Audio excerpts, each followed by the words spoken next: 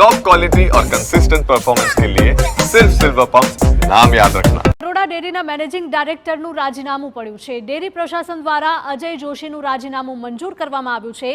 વારંવાર વિવાદોમાં સપડાતા અજય જોશીનું રાજીનામું મંજૂર થયું છે। અગાઉ એમએલએ કેતન ઇનામદારે કર્યા હતા આક્ષેપો।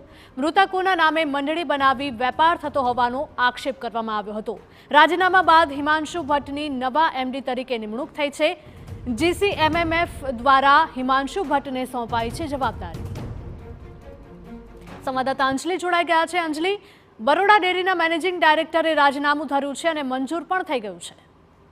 બિલકુલ, જેવી રીતે વાત કરી કે બરોડા ડેરીના જે મેનેજિંગ ડાયરેક્ટર છે અજય જોશી, કે જેઓનું દ્વારા છેલ્લા ઘણા સમયથી વડોદરા ડેરીના મેનેજિંગ ડાયરેક્ટરના પદ પર હતા, ત્યારે છેલ્લા ઘણા સમયથી બરોડા ડેરી અનેક વિવાદોમાં સપડાયેલી હતી। તે દરમિયાન સાવલીના ધારાસભ્ય કેતન ઇનામદાર દ્વારા એક કૌભાંડ સામે કરવામાં આવ્યું હતું, જેની અંદર તેમણે દેસર તાલુકાની જે મેરાકુવા દૂધ મંડળીમાં ગેરરીતિ આચરી હોવાનું પણ જે સામે આવ્યું હતું, તે તમામ બાબતો પુરાવાઓ સાથે રજૂ કરી હતી। મૃતકોના નામ પર સભાસદોના નામે દૂધ ભરાતું હતું અને તેના નાણાં પણ ચૂકવાતા હતા, તે પ્રકારની જે વિગતો છે તે સામે આવી હતી। સાથે જ મૃતક સભાસદોના નામે બોગસ બેંક એકાઉન્ટ ખોલાવી અને નાણાંની ઉચાપાત કરી હોવાની પણ સામે આવ્યું હતું। ત્યારે તમામ જે વિગતો છે તપાસની વચ્ચે મેનેજિંગ ડાયરેક્ટર અજય જોશીએ પોતાનું રાજીનામું ધરી દીધું છે અને તંત્ર દ્વારા તે રાજીનામાને મંજૂર પણ કરી દેવામાં આવ્યું છે।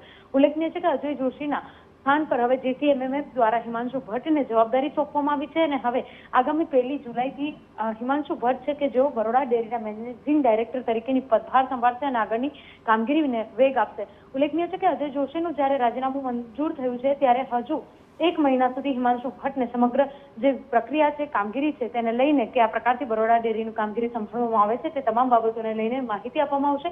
બીજી તરફ રાજીનામામાં પોતાના પારિવારિક કૌટુંબિક જે વિગતો છે તેને સામે આપવામાં આવી છે। કૌટુંબિક કારણોના લીધે રાજીનામું આપવામાં આવ્યું છે, પરંતુ ચર્ચાઓ એ વિષયને વેગ આપી રહી છે કે અનેક પ્રકારની જે પૂછાપાતો અને આક્ષેપો છે તેની વચ્ચે એમડી અજય જોશીએ જ્યારે રાજીનામું મૂક્યું છે ત્યારે તેને મંજૂર કરી દેવામાં આવ્યું છે। સાથે મહત્વની વાત એ છે કે 1 વર્ષ નિવૃત્તિનો બાકી રહ્યો છે, તેની પહેલા જ રાજીનામું આપી દેતા ચર્ચાનો વિષય બન્યો છે। જી જી અંજલિ, આભાર।